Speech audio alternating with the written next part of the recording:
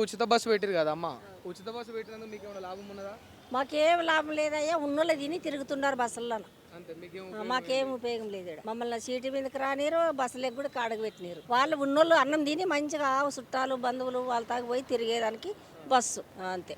అంటే నిజంగా ఇప్పుడు మహిళలకు ఏం అంటే పేదలకు ఏం లాభం లేదు లేదు, మాకు పేదోళ్ళకి లాభం ఎక్కువ రాలేదు.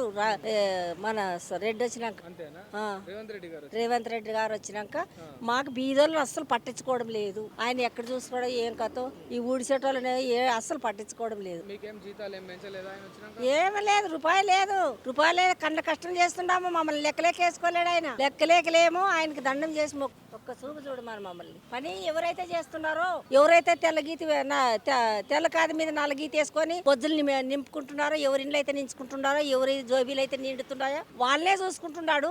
మమ్మల్ని కష్టం చేసే వాళ్ళు అయితే పట్టించుకోవడం లేదు. ఆయనకి తెలిసి ఒక్క మాట మమ్మల్ని పట్టించుకోవడం లేదు అంటే ఏ రకమైన సాయం కావాలమ్మా? మాకు జీతాలు ఎక్కాల, ఊడిసేటోళ్ళు సఫాయాలు అంటే లెక్కలేకలేము. ఆయనకి కొంచెం మమ్మల్ని అర్థం చేసుకుంటే దయచేసి మొక్కుతాం ఆయనకి. లేకుంటే కాదు. 27 సంవత్సరాలే చేయబట్టి మేము. 27 సంవత్సరాలు అవును, ఇదే పని ఊడ్చడమే. మొదట్లో ఎంత ఉండే స్టార్టింగ్ లో జీతం నీకు? 6,000 ఉండే, 6,000 4,000 ఉండే. ఇప్పుడు 14,000 ఇస్తుంది. కేసీఆర్ ఏమైనా పెంచిండా జీతాలు? కేసీఆరే పెంచింది జీతాలే, కానీ ఆ 14,000 కూడా ఆయన పెంచినవే. ఈయన అయితే ఏం పెంచలే. మగవాళ్ళకు అవసరం లేదు, ఆడవాళ్ళకు అవసరం లేదు.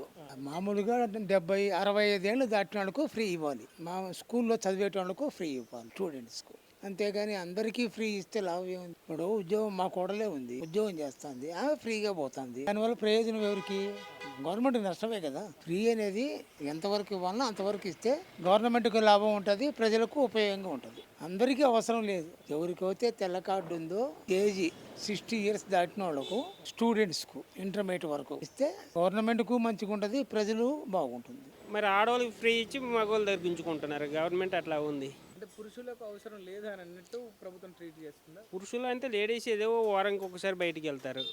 ఇప్పుడు ఎవరైనా పనికి వెళ్ళే వాళ్ళు అయితే, ఇప్పుడు ప్రతి ఒక్కరు డ్యూటీ చేసే వాళ్ళు అయితే బండి ఏదో ఒకటి ఉంటుంది. ఎవరైనా ఇంట్లో ఉండే పర్సన్ బయటకు వారానికి, మగవాడు రోజు వెళ్ళవలసింది. అందుకే మగవాళ్ళ దగ్గర ఫ్రీ లేదు.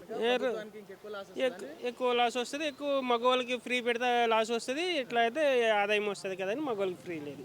ఒక విషయం చెప్పండి అన్న, కాంగ్రెస్ ప్రభుత్వం ఎట్లా ఉన్నది? కేసీఆర్ ప్రభుత్వం ఉన్నప్పుడు ఇప్పుడు మనకి రోడ్లు ఇవన్నీ చాలా నీట్గా చేశాడు.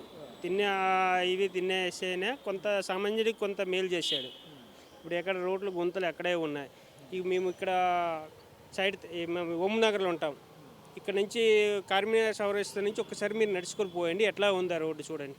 ఆల్రెడీ దవ్వేసి 3 months 4 months అయిపోయింది.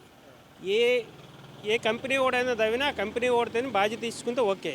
ఇప్పుడు దవ్వేసాడు, వాడు పైప్ లైన్ వేసాడు, అట్లా సామాన్యుడు ఎట్లా నడుస్తుండు?